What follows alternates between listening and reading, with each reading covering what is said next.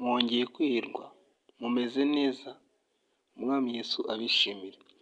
Noneho nje kukwereka ukuntu ushobora kumyutinga mesaje za WhatsApp.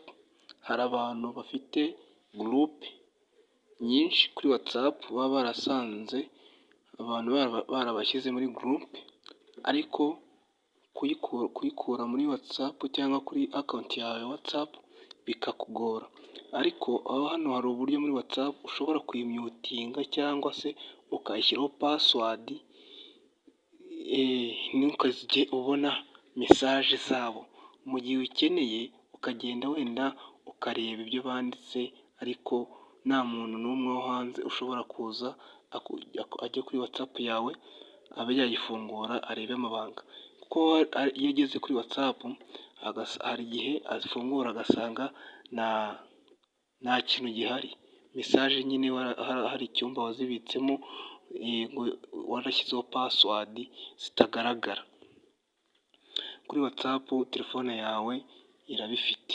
Ngwino tugendane akantu ku kandi, kandi wibuke gukora sabusikarayibu na folowingi kuri TikTok, ubundi ugaruke dukomezanye twigire amasomo hamwe nanjye Emmy.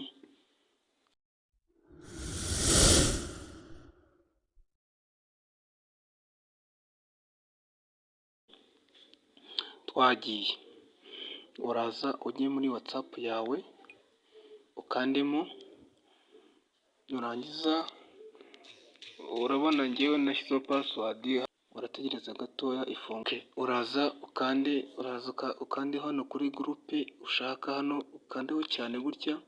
Ndakwereka uburyo ushobora gukora myuti ya WhatsApp ya gurupe nyine ukayimyutinga. Uraza ukanda kwako kagofero kameze nk'inzogera, nurangiza uze uhitemo kuri amasaha y'umunani uzamyutinga cyangwa icyumweru cyangwa ibihe byose, wemeze oke.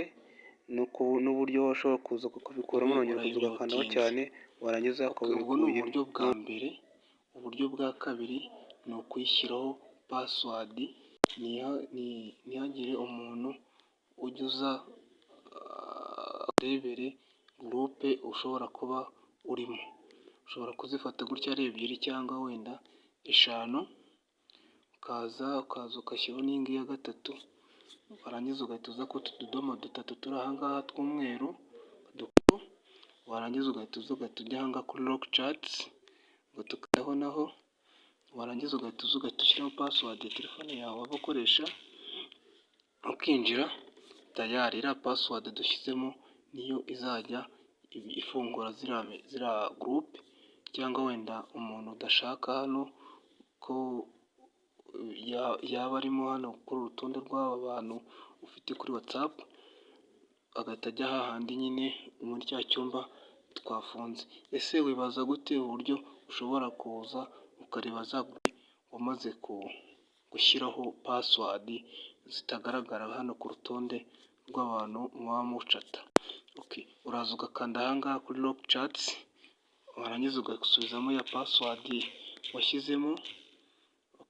Uraza ukayandikamo neza, warangiza ukemeza, bahita bazikuzanira ku rutonde.